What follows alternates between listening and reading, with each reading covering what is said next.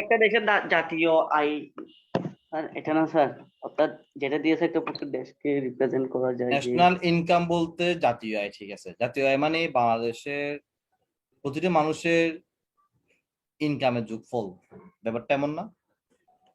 কিন্তু প্রতিটা মানুষের ইনকামের যোগফল কি বের করা সম্ভব? হ্যাঁ স্যার। না স্যার।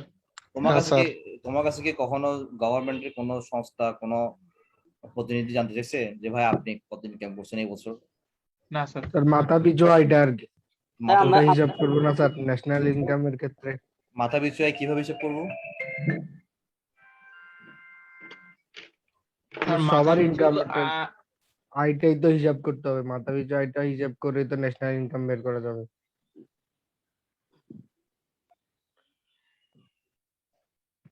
কমন একটা আয় ধরে হয়তো করা যায়। গুডস এন্ড সার্ভিসের মার্কেট ভ্যালু। কমন আয়টা কিভাবে করবো? হ্যাঁ, গুডস এন্ড সার্ভিসের ভ্যালুটা, সেটাকে আমরা কিভাবে করতে পারি? সেটা আমরা গুডস এন্ড সার্ভিসের ভ্যালু দিয়ে কিভাবে আমরা আমাদের ইনকামটাকে বের করতে পারি? কেন?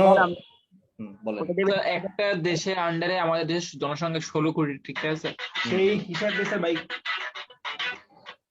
স্যার সেই হিসেবে মনে করেন যে আমাদের এই বছরে কি পরিমাণে আমার সেল হয়েছে তার একটা ভাগ দেয়, সেই হিসাবে এভাবে বের করা যাবে না ওই জিনিসটা দিয়ে? সেলের সাথে ইনকাম কি সম্পর্ক? মানে সেল, সবাই তো স্যার, সেল করে, সব মানে সবাই কি সেল করে? স্যার, না স্যার, আমাদের একটা বার্ষিক আছে না স্যার, তারা- আপনার বাজেট আছে না স্যার, বাজেট অনুসারে না মনে করেন এটা, বাজেট তো খরচের জন্য মনে হয়। মানে কি পরিমাণ আমার ইনকাম হবে এবং কি পরিমাণ আমরা আমরা যে পরিমাণ পণ্য কিনি ওইটার ভ্যাটটা সরকারি হিসাব করে, ওই ওই ভ্যাটের থেকে স্যার মনে হয় পণ্য কি পরিমাণ বিক্রি হয়েছে এটা হিসাব করি। কারণ স্যার যার টাকা আছে সেই তো স্যার জিনিসগুলো কিনতে পারবে, ওই হিসাবে স্যার করা হয়। আচ্ছা, এটা কি স্যার প্রোডাকশনের সাথে সম্পর্ক থাকবে স্যার? মানে আমি এই প্রথম প্রোডাকশন করবো, সরকার বলে দিবে যে তাহলে বুঝতে হবে আমার ইনকামের জন্য সুবিধা হবে আমার একটা করতে, একটা চার্ট তৈরি করতে, যে আমাদের দেশে কি পরিমাণ জনসংখ্যা এত আয় হচ্ছে। এটা কি প্রোডাকশনের উপর নির্ভর করে তাহলে? প্রোডাকশনের উপর নির্ভর তো অবশ্যই আছে, তবে সেটা ডিফারেন্ট ভাবে। হ্যাঁ, তোমাদের অনেকে অনেক মতামত দিছো, প্রত্যেকটা মতামতই গুরুত্বপূর্ণ, প্রত্যেকটা মতামতেই ন্যাশনাল ইনকাম ক্যালকুলেশন করার কাছাকাছি মেথডে তোমরা গেছো, বুঝতে পারছো। আমি এবার একটু তোমাদের কনসেপ্টটা ক্লিয়ার করে দিই।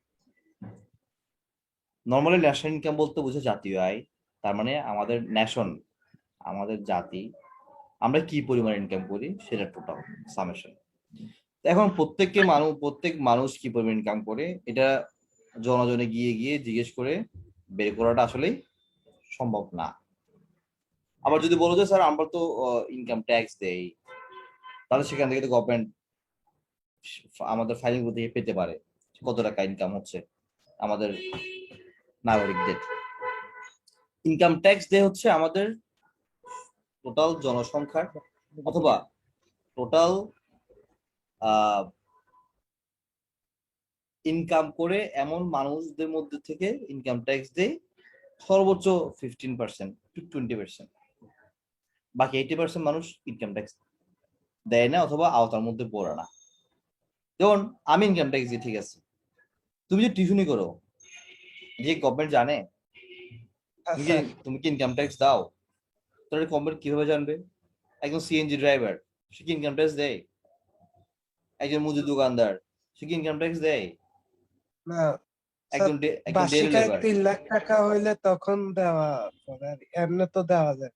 হ্যাঁ, তাহলে বার্ষিক আয় যাদের 3 লাখ টাকা কম, তারা কি ইনকাম করতেছে না? 2,80,000 টাকা তার ইনকাম না? তাহলে তাহলে সেগুলো আমার লিস্টের বাইরে পড়ে যাচ্ছে না? তাহলে শুধুমাত্র ইনকাম ট্যাক্স এর ফাইল থেকে কি ন্যাশনাল ইনকাম ক্যালকুলেট করা সম্ভব? সম্ভব না। এই জন্য স্যার, ন্যাশনাল ইনকাম ক্যালকুলেট করার জন্য আমরা কি প্রসিডিউর ফলো করি দেখো। National income of a company of country can be defined as the total market value of all final goods and service produced in the country in a year. এক বছরে একটা কান্ট্রিতে ফাইনাল গুডস, দ্যাট মিনস যে goods গুলো ready for sale, final goods যা sell হয়েছে তার market ভ্যালুটাকে আমরা কি করি, ন্যাশনাল ইনকাম হিসেবে কাউন্ট করি। তাহলে আমার প্রোডাক্ট, আমার এক বছরে বাংলাদেশে কি পরিমাণ প্রোডাক্ট বাই সেল হয়েছে। প্রোডাক্ট মিনস কি, কিন্তু কি, goods and service, service. Goods and service. কি পরিমাণ প্রোডাক্ট বাই সেল হয়েছে সেই হিসাব থেকে সেই ভ্যালুটাই আমার ন্যাশনাল ইনকাম। তুই বলতে পারো স্যার প্রোডাক্ট বাই সেলের সাথে আমার পার্সোনাল ইনকাম, ন্যাশনাল ইনকাম কিভাবে ইন্টার রিলেটেড। আমি তোমাকে একটা ছোট্ট এক্সাম্পল দিই, ভালো করে খেয়াল করো। ধরো আমার একটা বিস্কিটের ফ্যাক্টরি আছে, আমার বিস্কিটের ফ্যাক্টরিতে আমি কি করি, আমি বিস্কিট তৈরি করি। তাহলে বিস্কিট তৈরি করে আমি 5 লাখ টাকা বিস্কিট সেল করছি, তাহলে আমার ফাইনাল গুডসের ভ্যালু কত, 5 লাখ টাকা। এখন গভর্নমেন্ট এটাকে কি হিসেবে করতেছে, ন্যাশনাল ইনকাম হিসেবে ফাইনাল গুডসের 5 লাখ টাকা। কি বলতে পারছো এখানে তো ন্যাশনাল ইনকাম কেন আসবে সবগুলো, ফাইনাল গুডস এই যে আমি 5 লাখ টাকা সেল করলাম তার মধ্যে শুধু 1.5 লাখ টাকা আমি আমার এমপ্লয়ি স্যালারি দিছি, বাকিগুলো দিয়ে আমি কি কিনছি, ময়দা, ময়দা কিনছি, চিনি কিনছি, মেশিনারিজ কিনছি, ওইগুলো কেন, বিল দিছি স্যার। কারেন্টে বিল দিছি, ওইগুলো কেন ইনকামে এর মধ্যে আসবে। স্যার একটু গভীরভাবে চিন্তা করে, এই যে আমি সেখান থেকে 2 লাখ টাকার ময়দা কিনছি, তা আমার কাছে যে কোম্পানি ময়দা বিক্রি করছে 2 লাখ টাকার, ওই 2 লাখ টাকা ময়দাগুলো তৈরি করতে তার 80,000 টাকা কি দিতে হয়েছে, এমপ্লয়ি স্যালারি দিতে হয়েছে না। বাকি 1,20,000 টাকা সে কি কিনছে, গম কিনছিল। 1,20,000 টাকা গম কিনে সেগুলোকে সে এমপ্লয়ি দিয়ে প্রসেসিং করে 2 লাখ টাকা ময়দা হিসেবে আমার কাছে বিক্রি করছে। তাহলে তার মধ্যে 1,20,000 টাকা তার গম কিনতে গেছে, 80,000 টাকা তার বেতন গেছে। সে যার থেকে গম কিনছে, কৃষক থেকে, তাহলে 1,20,000 টাকা কৃষক গম সেল করছে তার কাছে। গমগুলো উৎপাদন করতে তার কি খরচ হয়েছে, সার কিনতে হয়েছে, আর বাকিটা তার কি, শ্রম স্যার। শ্রম। তার ওই যে কৃষক হচ্ছে যে লেবার খাটাইছে, জি স্যার। ডেইলি লেবার খাটাইছে না সে, হ্যাঁ জি স্যার। স্যার। তাহলে ওদের স্যালারি দিচ্ছে।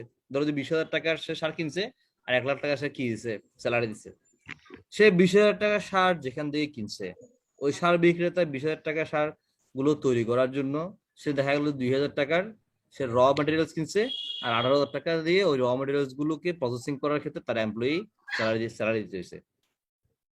তাহলে আলটিমেটলি আমি কি বুঝলাম, আমি যে 5 লাখ টাকা সেল হইছে, আমার যে 5 লাখ টাকা সেল হইছে, তো 5 লাখ টাকাটা আলটিমেটলি কারো না কারো কাছে স্যালারি হিসেবে গেছে। জি স্যার। কনসেপ্টটা ক্লিয়ার? জি স্যার। জি স্যার। কারণ প্রতিটা র মেটেরিয়ালস, মানে তুমি বলছো স্যার প্রোডাক্টটা তো কোনো না কোনো এক জায়গা থেকে আসছে, হ্যাঁ, সে মূল যে জায়গা থেকে আসছে ওটা হচ্ছে মাটি থেকে। ওই মাটির নিচে কি তোমার কোনো খরচ আছে, মানে ওটা তৈরি করে, যেমন গম চারা বড় করা ক্ষেত্রে কি তোমার কোনো ওখানে খাত আছে? না তুমি স্যার। তুমি কাল্টিভেট করছো, তুমি কি করছো, শ্রমের বেতন দিছো। কাল্টিভেট করছো, রাখছো, পানি দিছো, শ্রমের বেতন দিছো, ওটা অটোমেটিক বড় হয়েছে, তোমার কি আসছে, গমটা আসছে। সেম ভাবে প্রত্যেকটা জিনিস, দ্যাট মিনস আমাদের ফাইনাল গুডস সেল করে আমরা যা পাই এটা পুরোটাই কোনো না কোনো ভাবে কারো না কারো স্যালারি হিসেবে কি হয়েছে, কাউন্ট হয়েছে স্যার। ট্রিট হয়েছে। জি এখন স্যার। এখন বুঝতে পারছেন? জি স্যার। তাহলে স্যার আমাদের যেটা আমরা দেখি না, মাথা পিছু গড় আয় এবং মাথা পিছু ঋণ, আমাদের এটা কিভাবে হিসাব করে থাকে? তাহলে তুমি দেখো, সে যেমন ধর বাংলাদেশ গভর্নমেন্ট ক্যালকুলেশন করলো যে আমাদের পুরো বছর, এখন তুমি বলতে পারো স্যার এই বাই সেল কি পরিমাণ হচ্ছে, এটা গভর্নমেন্ট কিভাবে ক্যালকুলেট করবে? জি স্যার। তোমার মধ্যে কোম্পানির কাছ একটা, থেকে স্যার নিবে, ডাটা নিবে। হ্যাঁ, প্রতিটা কোম্পানি, ধরো যে আমি বিস্কিট তৈরি করতেছি, আমার বিস্কিট বেকারি আছে, আমার বেকারি কোম্পানি, আমি প্রতি বছর আমার গভর্নমেন্ট কি দিতে হচ্ছে, আমার ট্রেড লাইসেন্সটা রিনিউ করতে গেলে আমাকে ট্যাক্স পে করতে হচ্ছে না, জি সেখানে স্যার। আমার হিসাব দিতে হচ্ছে না আমি কি পরিমাণ কি করছি, সেল করছি। আচ্ছা, হ্যাঁ। এবার আমার কাছ থেকে যারা কিনে নিয়ে গেছে বড় বড় তোমার যে সুপার শপ গুলো অথবা মুদির দোকানদার গুলো, তাদের ট্রেড লাইসেন্স রিনিউ করতে হয় না, তারা কি পরিমাণ সেল করছে সেটা আবার সেখানে আসছে না ভ্যাটাগারে। জি স্যার। ওকে, তাহলে এটা পুরো লিস্টে আলটিমেটলি কি হচ্ছে, গভর্নমেন্টের হাতে চলে আসতেছে। ঠিক আছে, হ্যাঁ, কিছু তো বাদ যাবে, হ্যাঁ স্যার, কৃষক লোকাল এরিয়াতে অনেক কৃষক দোকান আছে না স্যার সেগুলা। হ্যাঁ, কৃষক চাষ করে বরবটি উৎপাদন করে সে বরবটি সে তার এই বিলের পাশে রাস্তার ধারে বসে সেল করে দিচ্ছে, এটা কি হিসাবে আসবে? এগুলো হচ্ছে 5, ধরো যে 2% অথবা 1%, ঠিক আছে? তো 2-1% কে 5% পর্যন্ত এরর মেনে নেওয়া যায়, এটা যে স্ট্যান্ডার্ড, ইন্টারন্যাশনাল স্ট্যান্ডার্ড, ঠিক আছে? 5% বেশি হলে তখন তোমাকে এটা তোমার ক্যালকুলেশনে ভুল আসবে। তাহলে এই গভর্নমেন্ট এভাবে ক্যালকুলেশন করে আমাদের টোটাল ফাইনাল গুডস এর ভ্যালু বের করে সেভাবে আমাদের ন্যাশনাল ইনকাম ক্যালকুলেট করে। তুমি বলতে পারছো মাথা পিছু আয়, তাহলে ধরো যে গভর্নমেন্ট পেলো যে ফাইনাল মার্কেট ভ্যালু হচ্ছে এবছর যা বাইসেল হচ্ছে তার ধরো যে 70 লাখ কোটি টাকা, 70 লাখ কোটি টাকা ফাইনাল ভ্যালু। তাহলে এবার এটাই কি করলো, 16 কোটি মানুষ, সেটা 16 কোটি ডিভাইড করে দিল, মাথা পিছু আয় বের হয়ে গেল, ঠিক আছে? মাথা পিছু আয় মানে কি সবাই আয় করে? এটা না তো। এটা এভারেজ। তুমি কি আয় করো? তোমার ফ্যামিলির আচ্ছা, মধ্যে দেখা যায় তোমার বাবা অথবা তোমার মা অথবা তোমার বড় ভাই যেখানে কি ইনকাম করতেছে, জি স্যার। ঠিক আছে? তোমার ছোট ভাই ক্লাস 3-তে পড়ে, সে কি আয় করে? তাহলে ওরও কিন্তু আমরা যখন অ্যাভারেজ করি তখন ওকে ওকে কি করতেছি, কাউন্ট করতেছি না? এবার এবার মাথা পিছু রেঞ্জের যে কোশ্চেন করছো সেটা আনসার হচ্ছে আমরা এই যে বাজেট ঘাটতি, বাজেট যখন ঘোষণা করে তখন তোমরা নিশ্চয়ই দেখো যে বাজেটে আমাদের ইনকাম, বাজেটে আমাদের 5 লাখ কোটি টাকা, আমাদের ইনকাম আছে 3.5 লাখ কোটি টাকা, বাকি টাকাটা আমরা বাইরের বিভিন্ন আইডিবি থেকে অথবা ওয়ার্ল্ড ব্যাংক থেকে কি দিব, লোন নিব। তাহলে লোন নিলে লোনটা পরিশোধ করতে হবে না? তাহলে আমরা গত বছর লোন নিছিলাম, এই বছর লোন নিছি, তার আগেও লোন নিছি, টোটাল লোন কত হয়েছে? এবার সেটাকে 16 কোটি দিয়ে ডিভাইড করলে কি হয়ে যায়? মাথা পিছু ঋণ বের হয়ে যায় না? जी सर। বুঝতে পারছেন? স্যার এখানে আপনি একটা আমাদের আগেও বলছিলেন যে স্যার ব্যাংক কোনো একটা কিছু বন্ধক নিয়ে আমাদের কাছে ঋণ দেয় স্যার। আমাদের দেশকে কি হিসাবে ঋণ দেয় তাহলে ব্যাংক, বড় বড় বড় ব্যাংক গুলা? এগুলো হচ্ছে তখন ওয়ার্ল্ড ব্যাংক গুলো, আইডিবি গুলো তখন গভর্নমেন্ট একটা স্ট্রাকচার, এটা তো আর হারা যেতে পারে না। না স্যার। গভর্নমেন্ট তখন গভর্নমেন্টের পক্ষ থেকে গভর্নমেন্টের প্রাইম মিনিস্টার হোক অথবা অথরাইজ পার্সনরা মিনিমাম ওটা একটা স্ট্রাকচার আছে কতজন সিগনেচার করতে হবে, তখন ওরা মর্টগেজ দিয়ে সিগনেচার করে তার কি করে নেই, এবং সেটা এটা আমাকে এত বছর ফেরত দিতে হবে, এত বছর ইন্টারেস্ট লেখা থাকে। আর তুমি বলতে পারছো ফেরত না দিলে কি করবে? তো ওয়ার্ল্ড ব্যাংক কি করবে? ওয়ার্ল্ড ব্যাংকে যারা তখন টাকাটা আসলে কার, ওখানে সবার টাকা জমা থাকে, প্রত্যেকের দেশের টাকা জমা থাকে, তো অন্য দেশগুলো তোমাকে কি করবে? তোমার সাথে ব্যবসা বাণিজ্য আটকা দিবে। তুমি ধরো যে ওয়ার্ল্ড ব্যাংকের টাকা ফিল করতেছো না, তারা কি করলো? তোমাকে 1 বছর বললো, 2 বছর বললো, 3 বছর গিয়ে তারা কি করলো? জাতিসংঘে রিপোর্ট করলো।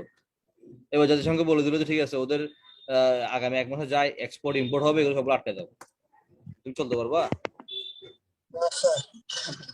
হয়ে যাবে। ঠিক আছে? সো এগুলো মানে বিশ্বাসের উপর, এবং সবাই জানে যে আমি না এটা না করলে খুব উঁচু আটকাতে পারি, ঠিক আছে? তাহলে এখন ন্যাশনাল ইনকাম বোঝা গেছে। তারপর ন্যাশনাল ইনকাম কিভাবে ক্যালকুলেট করবো দেখো।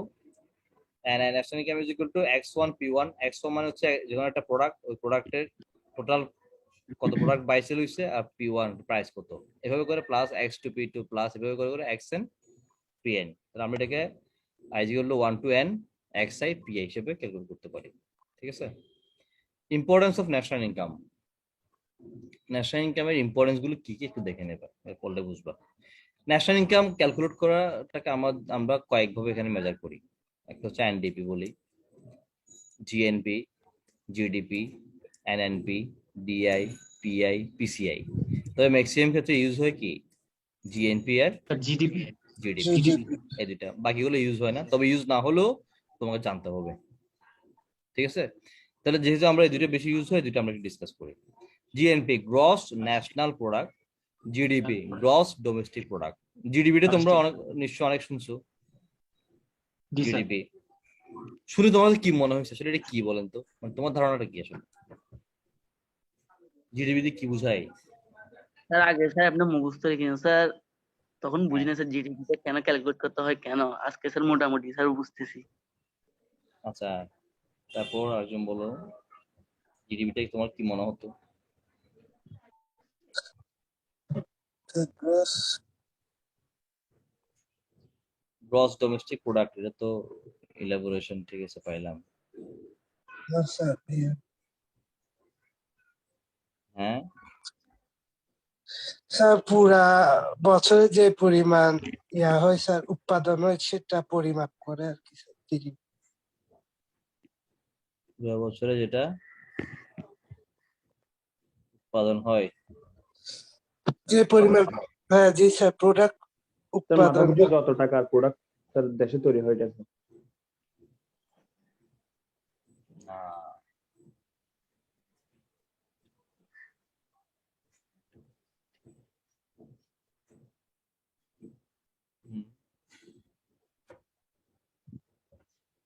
Growth domestic product. দেখো ডোমেস্টিক মানে কি, আমার দেশের সার্বভৌম জাতীয়। জি এরিয়া, স্যার, দে- আমার দেশের দেশের সার্বভৌম এরিয়া। আমাদের সামনে হ্যাঁ বুঝেন। জিডিপি মেনলি হচ্ছে না এক বছরের অন্তরের মধ্যে কি পরিমাণ কেনা বেচা বিক্রি হয়েছে, এটা তো জিডিপি। স্যার গস ডোমেস্টিক প্রোডাক্ট মানে শুধু আমাদের দেশে যে আয়টা হয় সেটা, আর গস ন্যাশনাল প্রোডাক্ট মানে স্যার বাইরে থেকে রেভিনিউ শোধ দেখে স্যার যেটা জাতীয়ভাবে আয় হয় ওটা না? হ্যাঁ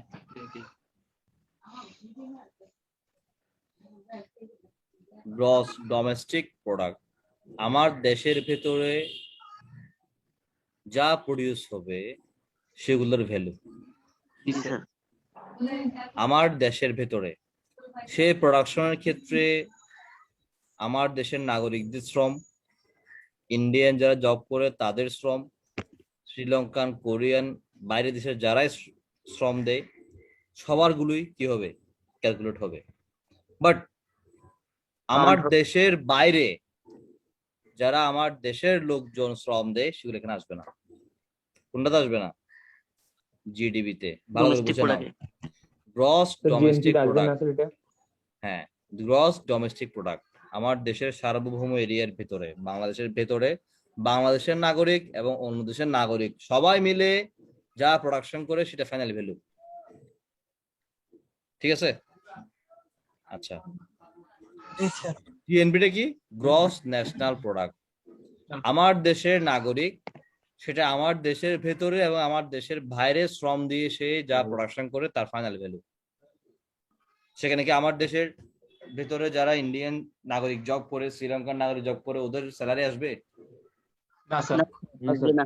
বাট আমার দেশের লোকজন যারা সৌদি আরবে চাকরি করতেছে, দুবাই চাকরি করতেছে, তোমার মালয়েশিয়া চাকরি করতেছে, তাদের স্যালারি কি করবে, কি হবে, এখানে আসবে।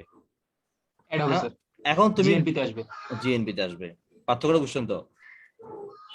এখন তুমি বলতে এখন তুমি বলতে পারো স্যার তাহলে তারা তো বাইরে, তাদেরগুলো আমরা এখানে কিভাবে ক্যালকুলেট করব?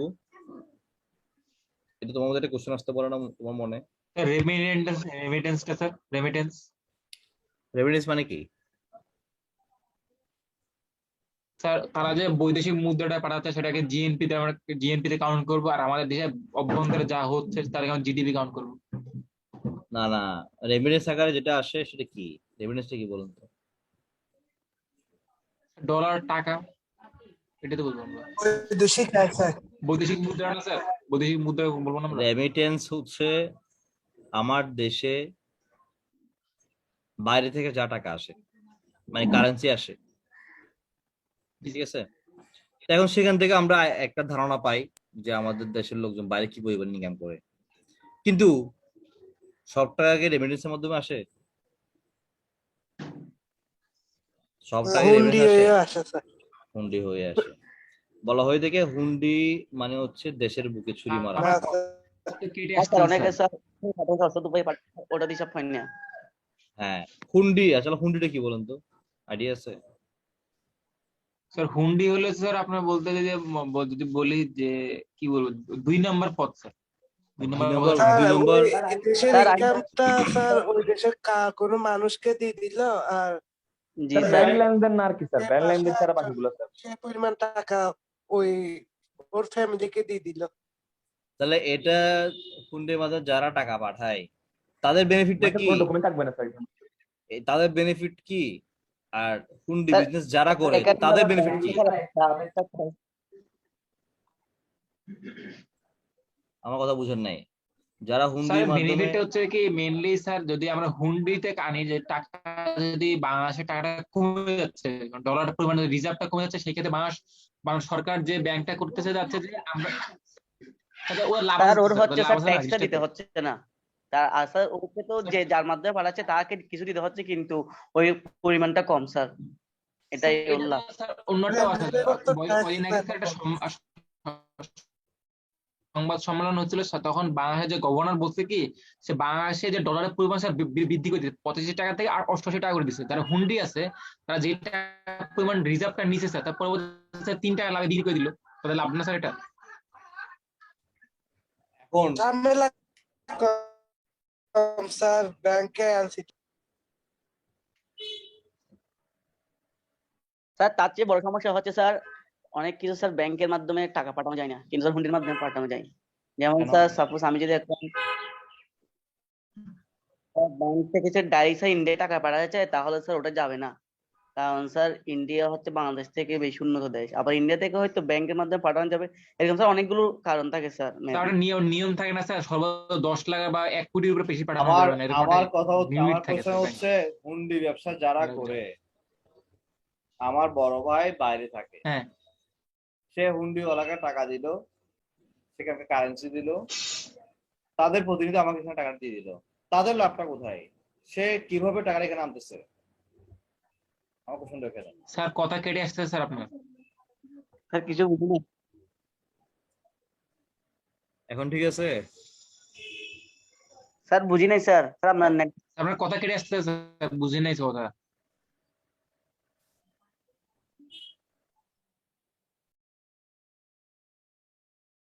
ব্যাক লাভ ব্যাক টিয়া। এখন ঠিক আছে? আমার কথা বোঝা যাচ্ছে এখন? স্যার স্পষ্ট না স্যার আপনার কথা। নেটের সমস্যা মনে হয় স্যার। নেটওয়ার্ক তো ফুল দেখাচ্ছে।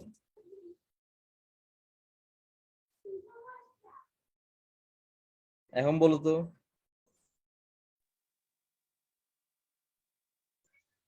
স্যার আসতেছে, মাঝখানে কাটি কাটি আসতেছে। এখন এখন ঠিক আছে? জি স্যার। জি স্যার। আচ্ছা, আমার কোশ্চেন হচ্ছে, আমার বড় ভাই বাইরে থাকে, সে হুন্ডিওয়ালাকে টাকা দিল, সেখানকার হ্যাঁ কারেন্সি দিল, তারা হ্যাঁ। আমাকে এখানে টাকাটা দিয়ে দিল, তাদের বেনিফিটটা কোথায়? তারা টাকাটা কিভাবে এখানে আনলো? স্যার তাদের benefit, তাদের টাকা তাদের কাছে থেকে গেল স্যার, সমস্যা তো হলো না। তো এদিকে তারা, আমি কিছু অ্যাড করলাম, টাকা এক্সট্রা দিলাম তাকে। কিন্তু তারা এখানে আমাকে টাকাটা করতে দিচ্ছে। স্যার স্যার তারা এটা আমাদের স্যার পার্টি আছে পাশে দেশে। স্যার এজেন্ট আছে ব্ল্যাক স্যার। মানি, স্যার ব্ল্যাক মানি। কার ব্ল্যাক মানি? ব্ল্যাক কিভাবে হইছে? স্যার কত মানুষের ব্ল্যাক মানি স্যার থাকতে হয় না বৈধ ওগুলো। উপায়ে যদি বিদেশ থেকে টাকা আসে তখন তো স্যার ওই নির্দিষ্ট টাকার উপর একটা পার্সেন্টেজ সরকারকে দিতে হয়, কিন্তু ওইভাবে দিলে কোথায় তো দিতে ওই হয়? পার্সেন্টেজটা এখন গভর্নমেন্টকে তো দিতে হয় না। এখন তো সরকারি ব্যাংকের মাধ্যমে টাকা আনলে, রেমিটেন্স আসলে উল্টো আরো 2% 2% দেয় স্যার সরকারের উল্টা। 3% উল্টা দেয়। 2% দেয়। ব্যাড ট্যাক্স করতে দিতে হয়, আর দোকান থেকে দেয়া পাই। স্যার ওই বাইরে কারেন্সিতে স্যার টাকাতে হুন্ডির মাধ্যমে কনভার্ট আসলে করার তো স্যার দিতে হয় না। স্যার বাইরে কারেন্সিতে টাকাতে কনভার্ট করার সময় কোন একটা না, মুনাফা হয় স্যার। 2%। যেমন কি স্যার বাইরে থেকে মনে করেন আমি যদি স্যার দুবাই থেকে স্যার আনি, হুম। দুবাই থেকে স্যার আমাকে মানে 23 টাকার জায়গায় 22 টাকা দিবে, 23 টাকা তো দিচ্ছে না। তো এই কারণে মানুষজন ব্যাংকে দিয়ে আনতে চায় না। তো হুন্ডিতে দিলে আমি মনে করেন বরাবর 23 টাকায় পাচ্ছি, বাট মানে আমার ফিটা খুবই কম পড়তেছে। তো আমি যদি বেশি টাকা আনি স্যার, তাহলে মনে করেন ওই যে এক এক দেড়হাম যে টাকাটা পড়ে, তো বেশি টাকা আনলে স্যার এটা অনেক বেশি হয়ে যায়। ওই কারণে ব্যাংকে যে টাকাটা পাই এর এর চেয়ে হুন্ডিতে আমি আরো একটু বেশি পাই, ইভেন আরো তাড়াতাড়িও পাই বলতে গেলে। ওই কারণে মানে ম্যাক্সিমাম মানুষ হুন্ডিতে বেশি প্রেফার করে আর কি।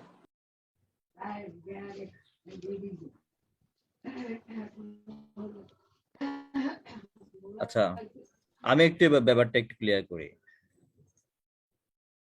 আমরা যতই হুন্ডি অবৈধ বলি না কেন, সেটা কিন্তু আমাদের এখানে ইকোনমি একটা পার্ট। সেটা কিভাবে হয়, কি হয়, সেটা আমাদের জানা উচিত। আমার বড় ভাই, as for example, say Saudi আরবে জব করে, সে আমাকে টাকা পাঠাবে, as for example 1000 sir Real. কথা কেটে আপনার। স্যার কথা বোঝা যাচ্ছে না।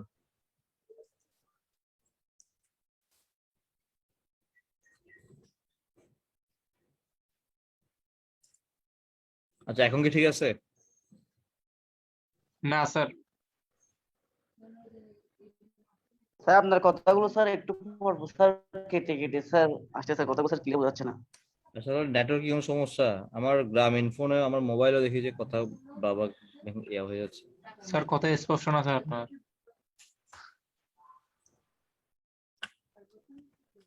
এখন বলো তো একটু, চেঞ্জ করলো, স্যার এখনো কেটে আসছে স্যার আপনার কথা। এখানে কেটে আসতেছে। জি স্যার।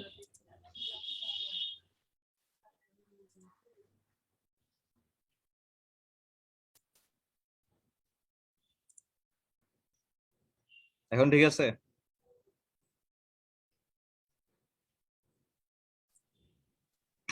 জি স্যার। আর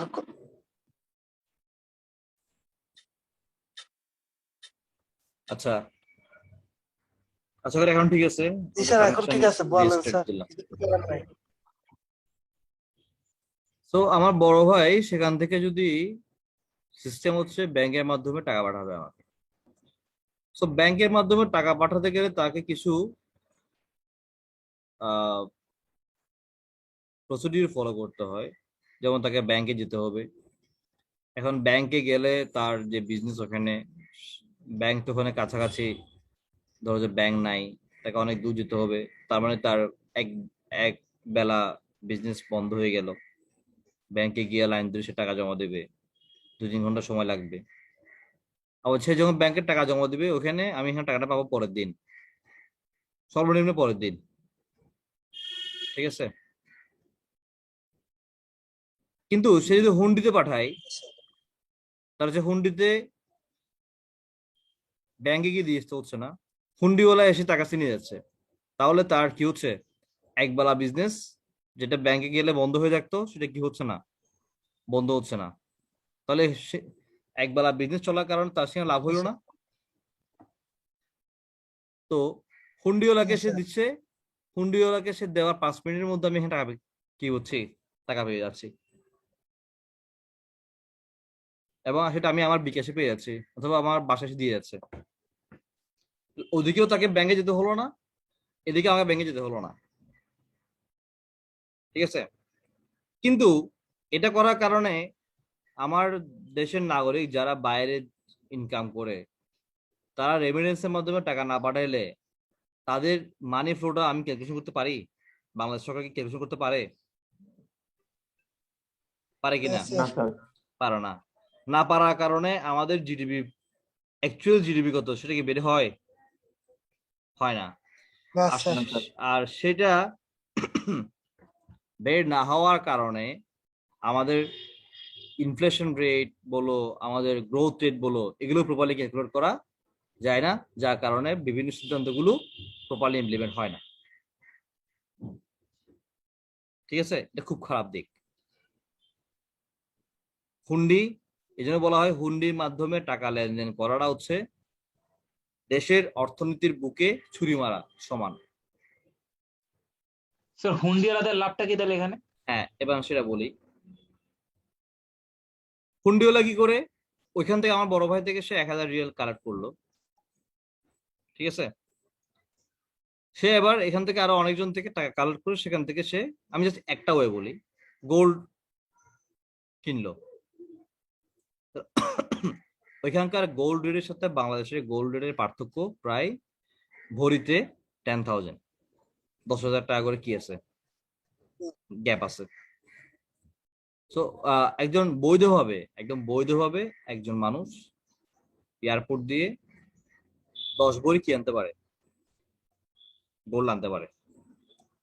ওই টাকা দেশে ওখানে গোল্ড কিনে সে কি করে, তাদের লোক দিয়ে, অথবা ওইখান থেকে দেশে আসবে এরকম কোন কারো লোক দিয়ে, তাদেরকে দিয়ে কি করলো, একটা গোল্ড বা 10 ভরির জন্য একটা গোল্ড পাঠাই দিল। তাহলে 10 ভরিতে কত লাভ হইলো? ভরি যদি 10,000 টাকা লাভ 1 লাখ। হয়, 1 লাখ স্যার। 1 লাখ লাভ হইলো। যে ক্যারি করছে ওকে তো 10,000 টাকা দিয়ে দিল, 90,000 টাকা লাভ। ঠিক আছে? তাহলে সে গোল্ডটা নিয়ে এখানে কি করে দিল, সেল করে দিল, টাকাটা ক্যাশ করে ফেললো। টাকাটা ক্যাশ করে সে কি করলো, টাকাটা রান করতে রাখলো। কিভাবে রান করলো? স্যার কথাগুলো আবার বাঁচতেছে স্যার। আচ্ছা, যেভাবে হচ্ছে এভাবে সব শুনতে হবে, আমার কিছু করার নাই, কারণ আমার এখানে আমি লাইনে টেবল দেখতে পাচ্ছি। নিশ্চয়ই তার ইন্টারনাল কোনো সমস্যা মনে হয়। জি স্যার, রেকর্ড। আচ্ছা, এরপর আর একটা বিষয় আছে। এই যে একজন বললা আমাদের দেশ থেকে বাইরের দেশে টাকা পাঠানোর, ইন্ডিয়াতে না, কোনো দেশেই এলসি ছাড়া, ইম্পোর্ট করা ছাড়া, ইম্পোর্টের বিল দেওয়া ছাড়া কোনোভাবেই আমাদের দেশ থেকে বাইরে টাকা পাঠানো সম্ভব না। হ্যাঁ, যখন পেপ্যাল শুরু হবে তখন আমরা পাঠাতে পারবো পেপ্যালের মাধ্যমে, কিন্তু বর্তমানে কোনোভাবে সম্ভব না। তো এখন কি করতে হচ্ছে? আবার এখানে একটা বিষয় আছে। আমি একটা মেশিন আমদানি করব আমার ফ্যাক্টরির জন্য। মেশিনটার দাম হচ্ছে 50 লাখ টাকা। আমি যদি 50 লাখ টাকার এলসি খুলি, এলসি বুঝো তো, আমি যে আমার টাকাটা যে আমি ওখানকার আমার আমি যার থেকে কিনতেছি তার ব্যাংক অ্যাকাউন্টে পাঠাতে হবে আমার ব্যাংক অ্যাকাউন্টের মাধ্যমে। তাহলে আমার একটা এলসি খুলতে হয়, যে বলে এলসি মানে হচ্ছে লেটার অফ ক্রেডিট।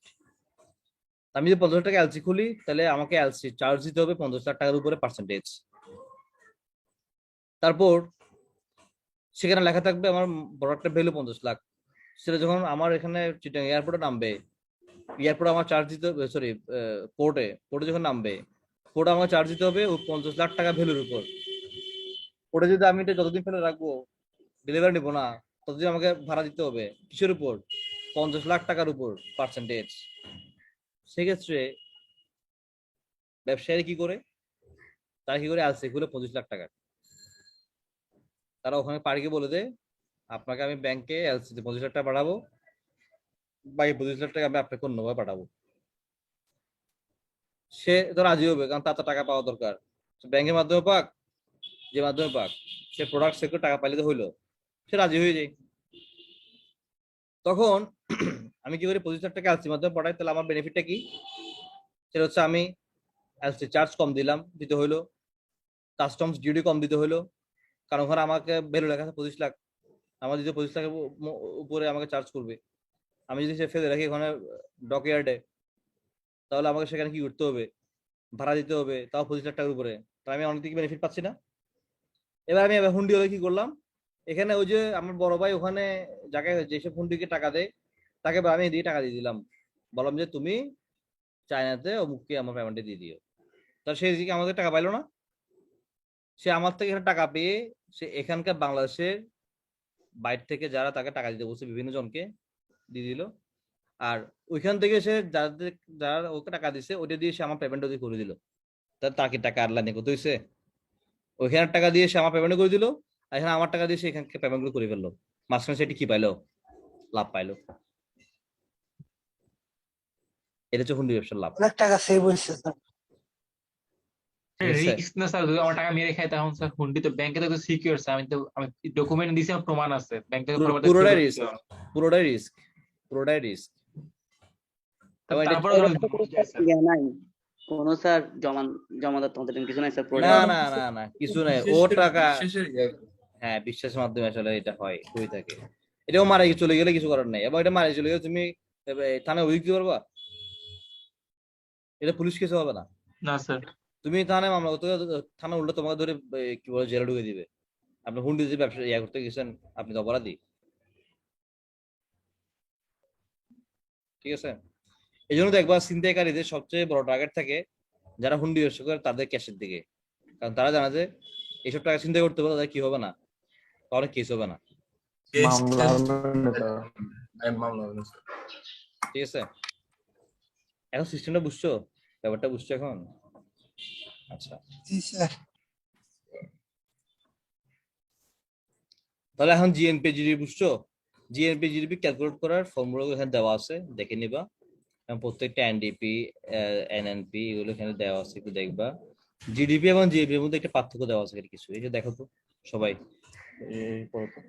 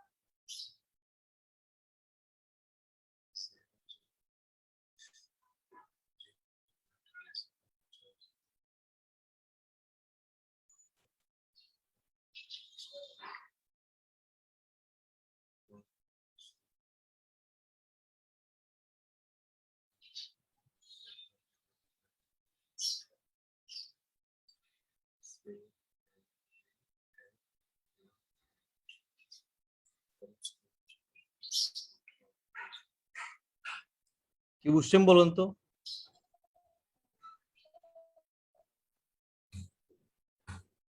স্যার এখানে তো একটা কোশ্চেন আসে না স্যার, আমাদের দেশে তো দুই ধরনের কাউন্ট করা হয় না স্যার, নাকি লেস কান্ট্রি ইউজ জিএনপি বড় কনসেপ্ট কারণে জিনিসটা বলে না স্যার?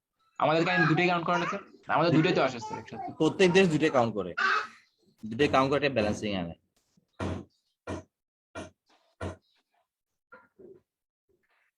আর এখানে তো জিএনপি তে বললো স্যার একটা ইয়ার ওয়ান ইয়ার হিসেবে কাউন্ট করে, কিন্তু জিডিপি তো স্যার ইয়ার হিসেবে কাউন্ট করে, কিন্তু এখানে বলা নাই স্যার এক্সাম্পলে।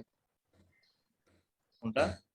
স্যার জিডিপি মানে আপনি বললেন না দেশের অভ্যন্তরে রেসিডেন্ট এবং নন রেসিডেন্ট যে ইটা করে প্রোডাকশনটা করে তাকে আমরা জিডিপি কাউন্ট করি, Yes. ওয়ান ইয়ার হিসেবে কাউন্ট করা হয় না স্যার? যেহেতু জিএমপি ওয়ান হিসেবে কাউন্ট করা হয়, কিন্তু স্যার জিডিপি তে তো ওয়ান ইয়ারটা লেখা নাই, কিন্তু জিএনপি তে ওয়ান ইয়ারটা লেখা আছে, এই ইয়ার লেখা আছে, জিএনপি তে নাই, জিডিপি তে নাই। না না, এটা ইয়ারলি আসলে কাউন্ট হয়। জিডিপি জিএমপি যেটাই কাউন্ট হয় সবগুলো আসলে ইয়ারলি হয়। তুমি ইয়ারলি ছাড়া মান্থলি কাউন্ট আর করা স্যার সম্ভব না। বুঝে নিতে হবে আর কি, ইয়ারলি। আর স্যার এখানে স্যার, আচ্ছা স্যার এখানে সিআইজি এগুলো একটু বলবেন স্যার, এগুলো জিনিসগুলো কি? এই তো এখানে তুমি এগুলো উপরে ইয়ে পাবো তো, এগুলোর ইকুয়েশন গুলো এখানে দেওয়া আছে তো। এই যে GNP, C plus I plus G plus X plus Z. C মানে হচ্ছে consumption, investment, government expenditure, net export. ঠিক আছে? এগুলো সব, হ্যাঁ এগুলো সব এখানে দেওয়া আছে তো। পাইছো? বুঝছো? তোমরা আমার শুনতে পাচ্ছো? তাহলে কথা কেটে আসছে গেছিল স্যার অনেক। আচ্ছা, এই যে জিডিপি, এখানে জিডিপির ফর্মুলা যেটা দেওয়া আছে এখানে ব্যাখ্যা করা আছে তো। ঠিক আছে? সি স্যার মানে হলো প্রাইভেট কনজাম্পশন। কনজাম্পশন মানে টোটাল কত কনজাম্পশন হচ্ছে আমাদের, মানে আমি তুমি মিলে কত কনজাম্পশন করতেছি। ঠিক আছে? আর আই মানে হচ্ছে ইনভেস্টমেন্ট এক্সপেন্ডিচার, কি বলে ইনভেস্টমেন্ট হয়েছে। জি মানে হচ্ছে গভর্নমেন্ট এক্সপেন্ডিচার, ইনভেস্টমেন্ট এক্সপেন্ডিচার হচ্ছে প্রাইভেট ইনভেস্টমেন্ট। আর জি মানে হচ্ছে গভর্নমেন্ট এক্সপেন্ডিচার। আর এক্স মানে হচ্ছে তোমার এক্সপোর্ট, এম মানে হচ্ছে ইম্পোর্ট। তাহলে এক্সপোর্ট থেকে ইম্পোর্ট বাদ দিলে আমার নেট এক্সপোর্ট কত থাকে? ঠিক আছে? যদি আমার ইম্পোর্ট বেশি হয় তাহলে এটা মাইনাস হয়ে যাবে। স্যার কনজাম্পশনটা একটু বলবেন স্যার? মানে আমরা কি পরিমাণ কনজাম্প করছি, টোটাল ওই যে গুডসের ফাইনাল ভ্যালু আছে না, আমদানিটা স্যার? প্রাইভেট কনজাম্পশন হচ্ছে টোটাল ফাইনাল গুডস এর ভ্যালুটা। আমরা যে বাইসেল গুলো হইছে কেন হইছে? কনজাম্পশন করছি বলে তো হইছে। কনজাম্পশন, আমি যে চকলেট কিনতেছি, চাউল কিনতেছি কেন? কনজাম্পশন করার জন্য না। আমি কি চাউল কিনে জমা রাখবো, ফেলে দিব? কি কি রকম কনজাম্পশন আমরা করছি সেটা, বুঝতে পারছেন?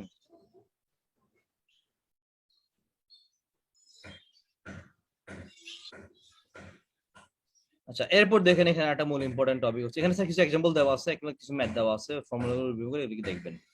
আপনাদের ইনফ্লেশন, হোয়াট ইজ ইনফ্লেশন? বর্তমান তো বাংলাদেশে হাই ইনফ্লেশন চলতেছে। ইনফ্লেশন কি বলেন তো? দ্রব্যমূল্য স্যার। দ্রব্যমূল্য দাম বৃদ্ধি করা স্যার, যে তেলের দাম, এটা এগুলা। ইনফ্লেশনের বাংলা অর্থ কি? মূল্যস্ফীতি বা মুদ্রাস্ফীতি। মানে কি এটা? মানে কি? আগে আমরা 500 টাকা দিয়ে যা পাইতাম, এখন স্যার 500 টাকা দিয়ে তা পাইতেছি না। টাকার দাম খরচ কমে করে। যাওয়া স্যার।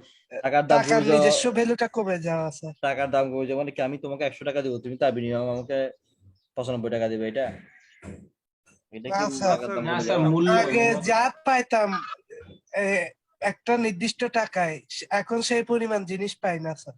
এটা হচ্ছে স্যার ওই বিশ্ব মার্কেটের যে দামটা আছে, টাকার যে ভ্যালুটা আছে, এটা ড্রপ করা স্যার।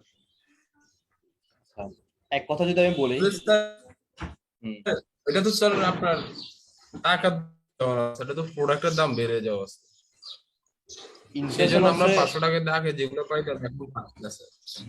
ইনফ্লেশন হচ্ছে আমার ইনকাম বাড়েনি কিন্তু প্রোডাক্টের প্রাইস বেড়ে গেছে। This is called inflation. আমার স্যালারি বাড়েনি, আমার ইনকাম বাড়েনি কিন্তু প্রোডাক্টের প্রাইস বেড়ে গেছে। তাহলে এর ফলে ক্ষতিটা কোথায় হচ্ছে? তুমি দেখো, আগে আমি যখন আমার স্যালারি 50,000 টাকা ছিল, আমি 30,000 টাকা আমার এক্সপেন্ডিচার করতাম, 20,000 টাকা ব্যাংকে জমা রাখতাম। ব্যাংক কি করতো? সে 20,000 টাকাটা একটা ব্যবসায়ীকে লোন দিত। ওই ব্যবসায়ী সে টাকা নিয়ে একটা ফ্যাক্টরি করতো, সেখানে 2 জন মানুষের চাকরি হইতো, তাহলে বেকারত্ব কমছে না বাড়ছে? কমছে স্যার। কমছে। এখন যখন ইনফ্লেশন হলো, আমি এখন 50,000 টাকা স্যালারি পাই, প্রোডাক্টের প্রাইস বেড়ে গেছে, যার ফলে আমার এখন 30,000 টাকার জায়গায় আমার এখন 50,000 টাকা পুরোটা খরচ হয়ে যায়। তাহলে আমি কি ব্যাংকে সেভিং করতে পারতেছি? তাহলে ব্যাংকে আমি সেভিং করতে না পারলে ব্যাংক কি ব্যবসায়ীকে লোন দিতে পারতেছে? না ব্যাংক স্যার। ব্যাংক তো আমার টাকা জমা, আমি টাকা জমা রাখলে সে টাকাতে ব্যাংক লোন দেয়। ব্যাংকে কি নিজস্ব কোনো টাকা আছে? টাকা নেই। তাহলে আমি যেহেতু টাকা জমা রাখতে পারতেছি না, তাহলে ব্যাংক ব্যবসায়ীকে লোন দিতে পারতেছে না, ব্যবসায়ী নতুন কোনো ফ্যাক্টরি খুলতে পারতেছে না, সেখানে নতুন কোনো কর্মসংস্থান সৃষ্টি হচ্ছে না, নতুন কেউ চাকরি পাচ্ছে না। তাহলে বেকারত্ব বাড়ছে না কমছে? বেকারত্ব কি বাড়ছে না কমছে? এই তোমরা কয়েকজন ছাড়া বাকি সবাই চুপ, তোমরা বাড়ছে স্যার। ক্লাসে আসো না? নাই, বুঝছি না। আছে স্যার। আচ্ছা, তাহলে বেকারত্ব একটা বাড়লে, কোশ্চেন ছিল স্যার এখানে। বেকারত্ব বাড়লে সমাজে অস্থিরতা বাড়বে না? টেরোরিজম বাড়বে না? চাকরি জি, নাই, স্যার। ইনকাম নাই, সে তখন চুরি ডাকাতি করবে, ছিনতাই করবে, সন্ত্রাসী কার্যক্রম করবে। তাহলে তুমি আমি শান্তিতে থাকতে পারবো? না sir. Sir is a problem. এই জন্য একটা নির্দিষ্ট লেভেল পর্যন্ত ইনফ্লেশন ভালো, পজিটিভ। 2% 3% ইনফ্লেশন পজিটিভ, এটা ভালো। কিন্তু 5% উপরে ইনফ্লেশন হলে সেটা আমাদের দেশের জন্য ক্ষতিকর। বাংলাদেশের ইনফ্লেশন রেট 16% গত সপ্তাহে। এটা তো স্যার অতিরিক্ত। স্যার একটা কোশ্চেন করতে পারি স্যার এখানে? হ্যাঁ বলেন। স্যার আমরা যদি বিশ্ব বাজারে, বিশ্ব যে বড় বড় উন্নতশীল রাষ্ট্রগুলো আছে স্যার, সেদিকে তাকায় স্যার, সেদিকে দেখেন $1 দিয়ে যে পরিমাণ ওরা খাবার কিনতে পারে, কিন্তু আমাদের দেশে $1 সমান সমান 88 টাকা, সেই পরিমাণ খাবার তো আমরা পাচ্ছি না স্যার। তারপর আমরা আবার বলছি আমরা উন্নয়নশীল রাষ্ট্র, আমাদের দেশ ভারতের দিকে তাকান স্যার, 88 টাকা দিয়ে আপনি একদিন চলতে পারবেন ভারতে, কলকাতাতে গেলে স্যার, কিন্তু বাংলাদেশের প্রসপেক্টিভ চলে যাচ্ছে না কেন? না, এখানে একটা ব্যাপার আছে। তুমি 88 টাকা দিয়ে ভারতের ইনকাম লেভেল থেকে কিন্তু বাংলাদেশ ইনকাম লেভেল বেশি। তুমি ইউকেতে তোমার জিনিসপত্রের দাম অনেক বেশি না? কিন্তু তারপরেও তো সেখানে কি ইনফ্লেশন নাই? কারণ কি? টাকার দামটা বেশি স্যার বর্তমানে। না, টাকার দাম না, তুমি অন্যভাবে চিন্তা করো। সবাই কর্মজীবী স্যার। সেখানে ওদের ইনকামও বেশি, ঠিক আছে? সেখানে জি স্যার। সেখানে 1 লাখ টাকা আছে মিনিমাম ইনকাম, ঠিক আছে? তো 1 লাখ টাকা যদি মিনিমাম ইনকাম, সেখানে তার খরচ 80,000 টাকা। আমার বাংলাদেশে তো তোমার কি জানি বলে, ধরো যে 20,000 টাকা স্যালারি দিয়েও সে কি করতে পারতেছে। ওইখানে 1 লাখ টাকা ইনকাম করে সে যা যে পরিমাণ লাইফ লিড করতে পারতেছে, বাংলাদেশে 20,000 টাকা ইনকাম করে সে কি করতে পারতেছে, লাইফ লিড করতে পারতেছে। আবার কলকাতাতে 12,000 টাকা ইনকাম করেও সেম পরিমাণ লিড করতে পারতেছে। কলকাতাতে জিনিসপত্রের দাম কম, সেখানে মানুষের ইনকামও কম। তুমি না না স্যার, আমি সেটা বলতে চাচ্ছিলাম না স্যার। আমাদের দেশে খবরের সাথে তুলনাটা ইন্ডিয়ার সাথে কাজ করে।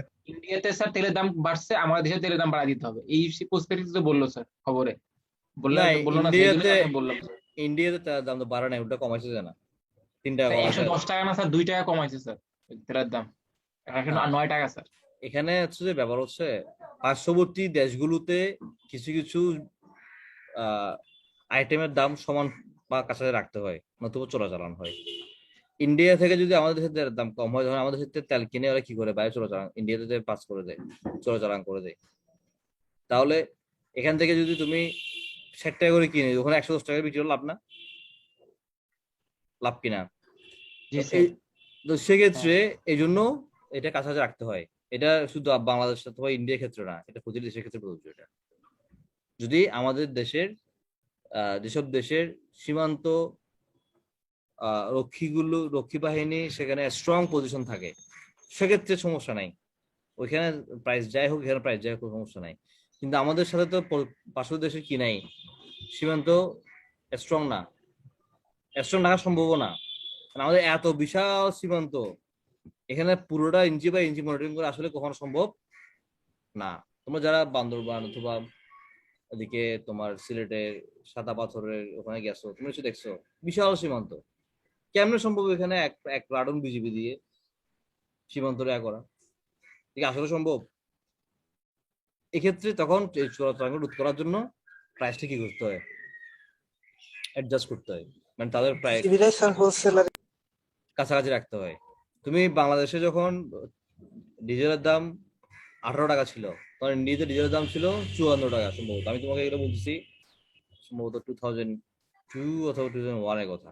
আমার তখনকার একটা রিপোর্টের কথা এখন মনে আছে যে বাংলাদেশে ম্যাক্সিমাম তেল যেহেতু তেল মানে ডিউল অর্ডার আসতো, তেল অর্ডার আসতো থেকে পঞ্চগড় অমুক চমুক সেখান থেকে। বুঝা যাচ্ছে ওখানে তো এতগুলো গাড়ি চলেও না। ওখানে কি আমাদের লোকজন কি পঞ্চগড়ে তারপর তেঁতুলি ওদিকে বেশি, না ঢাকা চট্টগ্রামে বেশি? পপুলেশন কোথায় বেশি? এখানে বেশি না? কিন্তু এখানে তেল যা আসে তার চেয়ে বেশি তেল ওদিকে যায়। তার মানে কি হয়, তেলগুলো কোথায় যায়? তেলগুলো আন্ডারগ্রাউন্ডে দিয়ে অথবা অন্য নিচে পাইপলাইন দিয়ে ইন্ডিয়া পাস হইতো। তো তখন কি করছিল গভর্নমেন্ট, তখন তেলের দামটাকে ওখানকার সমান করে দিল। আমাদের এখানে 42 টাকা না তখন 50 টাকা করে দিয়েছিল, 54 টাকা ছিল। তখন আর 8-9 টাকার জন্য কেউ ছোট দাম স্যার করবো না। আসসালামু আলাইকুম। ওয়ালাইকুম আসসালাম। আচ্ছা, এখন ক্লিয়ার? ইনফ্লেশন ক্লিয়ার বুঝে গেছে? স্যার এটা একটু পড়বেন, ঠিক আছে? এখানে কিছু ম্যাথ আছে, স্যার এগুলো একটু স্যার বলেন আমারই বলেন।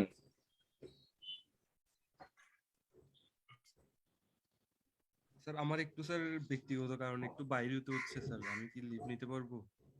আপনি যদি পারমিশন দেন আর কি স্যার। তুমি এত ব্যক্তিত্ব নিয়ে কেমনে থাকো? ব্যক্তিগত কারণে বাসায় বেরিয়ে স্যার এখন আপাতত কেউ নাই তো স্যার, বাজার করতে ঠিক যাচ্ছি। আছে ঠিক আছে ঠিক আছে, যাও। আচ্ছা তাহলে এখানে কিছু কোশ্চেন প্যাটার্ন দেওয়া আছে, এগুলো দেখে নেবো এই সেগমেন্ট থেকে, কেমন? এবার আসো সেগমেন্ট 6 এ। স্যার আজকে সেগমেন্ট 6 দিবেন স্যার? স্যার সেগমেন্ট 6 হচ্ছে, এটা তোমাদের কাজ, এটা আমার কাজ না। এটা হচ্ছে হোম টাস্ক। স্যার আমাদের সিটি স্যার 5 স্যার 4-5 সেগমেন্ট 4-5। আচ্ছা তোমরা তো বললো না তোমাদের কি? স্যার এটা অলরেডি পড়াইছেন এখন। হ্যাঁ 4-5। তোমাদের সিটি কি তোমাদের জন্য শুক্রবার রাতে হলে সুবিধা হয় না বৃহস্পতিবার রাতে হলে সুবিধা হয়? স্যার শুক্রবার স্যার শুক্রবার না স্যার, হ্যাঁ শুক্রবার রাতে স্যার। ঠিক আছে শুক্রবার রাতে। শুক্রবার রাতে স্যার। ঠিক আছে স্যার, ইকোনমিক পলিসি সেগমেন্ট 6, এটা আমি কিছু পড়াবো না, এটা তোমাদের হোম টাস্ক করতে হবে। তোমরা নিজেরা এটা প্রিপেয়ার করবা, নিজেরা করবা, আমাকে জমা দিতে হবে না। তোমরা নিজেরা প্রিপেয়ার করে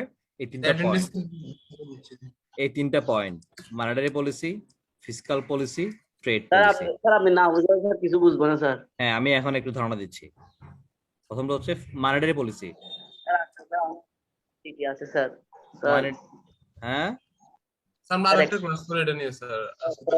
আরেকটা ক্লাস করি স্যার, কারণ স্যার আমাদের একটা সিটি আছে স্যার এখন ইকোনমিক্স, সরি স্যার ইকোনমিক্স না, এই ওটা থেকে আমি আপনার ক্লাসের পরে পরে ক্লাসের পরে স্যার। এখন স্যার একটু ওই যে নাম টামগুলো লিখতে হবে স্যার।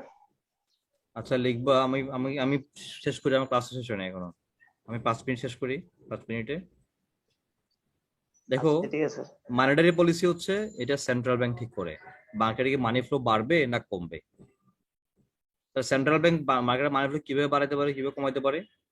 সেন্ট্রাল ব্যাংক যদি ডিসাইড করে যে মানি ফ্লো বাড়াবে, তখন তারা সেন্ট্রাল ব্যাংক মানে বাংলাদেশ ব্যাংক আর কি, তারা কি করে তাদের সঞ্চয়পত্রের রেট গুলো কমায় দেয়। তাহলে একটা ব্যাংকের যদি আমি টাকা জমা রাখি, তারা যদি আমাকে 6% দেয়, বাংলাদেশ ব্যাংকে যদি সঞ্চয়পত্র কিনি আবার বলবেন স্যার, কথাটা কেটে আসছে স্যার। সেন্ট্রাল ব্যাংক যখন মানি ফ্লো মার্কেটে কমাতে চায়, তখন তারা কি করে তাদের সঞ্চয়পত্রের রেটটা বাড়ায় দেয়। সঞ্চয়পত্র বুঝো তো, বাংলাদেশ ব্যাংকে যে সঞ্চয়পত্র কিনে, জি স্যার। তো তার 2 লাখ টাকা দিয়ে ওঠে না স্যার? 2 লাখ টাকা দিয়ে সঞ্চয়পত্র কিনে 5 না বছর। 1 লাখ টাকা করে কিনতে পারে, 1 লাখ টাকা দিয়ে। আচ্ছা তো তারা যখন মার্কেটে মানি ফ্লো কমাই ফেলতে চায়, তখন তারা কি করে সঞ্চয়পত্র ইন্টারেস্ট রেটটা বাড়ায় দেয়, নর্মাল ব্যাংকে যা দেয় তার চেয়ে বাড়ায় দেয়। তখন মানুষ কি টাকা যখন ব্যাংকে না রাখে কোথায় রাখে? বাংলাদেশ ব্যাংকে টাকা রাখে সঞ্চয়পত্র কিনে। তাহলে টাকাটা কোথায় ঢুকে গেল? বাংলাদেশ ব্যাংকে ভল্টে ঢুকে গেল। এটা মার্কেটে আছে আর নাই। আর তারা যখন মার্কেটে মানি ফ্লো বাড়াতে চায়, তখন তারা কি করে সঞ্চয়পত্র রেটটা কমায় দেয়। ধরো যে ব্যাংক চলতেছে এফডিআর রেট 6%, তারা করে দেবে 3%। তুমি কি বাংলাদেশ ব্যাংকে রাখবা না নর্মাল ব্যাংকে রাখবা 6%? কোনটা লাভ তোমার জন্য? নর্মাল ব্যাংকগুলোতে, বাংলাদেশ ব্যাংকে। না বাংলাদেশ ব্যাংকে 3%, নর্মাল ব্যাংকে ও আচ্ছা, 6%। 6% নর্মাল 6% রাখবো স্যার। নর্মাল ব্যাংকে টাকা রাখলে টাকাটা মার্কেটেই থাকে। কেন থাকে? কারণ আমি নর্মাল ব্যাংকে টাকা রাখলাম, টাকাটা সে কি করলো, বিজনেস ব্যাংকে লোন দিল, টাকাটা মার্কেটে আছে না। কিন্তু বাংলাদেশ ব্যাংকে কাউকে লোন দেয় তখন শুনছো? না, বাংলাদেশ ব্যাংকে যা টাকা ঢুকে সবগুলো ভল্ট ঢুকে পড়ে থাকে। এই জন্য বাংলাদেশ ব্যাংক, সেন্ট্রাল ব্যাংক মানি ফ্লো বাড়ানো কমানোটা কন্ট্রোল করে সঞ্চয়পত্রের রেট বাড়ানো কমানোর মাধ্যমে। ঠিক আছে। ফিসকাল পলিসি এটা ঠিক করে অর্থ মন্ত্রণালয়, তারা মার্কেটে মানি ফ্লো বাড়ানোর প্ল্যান করলে উন্নয়ন প্রজেক্ট গুলো বাড়ায় দেয়। এই যে এখন যে তোমার দেওয়ানহাট থেকে কাঠগড় পর্যন্ত ফ্লাইওভারটা হচ্ছে, এখানে ডেইলি মিনিমাম 500 লোক কাজ করতেছে না, তারা স্যালারি পাচ্ছে না। তাহলে গভর্নমেন্ট এখন মার্কেটে মানি ফ্লো বাড়াতে চায়, এই জন্য এইসব প্রজেক্টগুলো হাতে নিচ্ছে, মানুষের ইনকাম হচ্ছে, চাকরি হচ্ছে।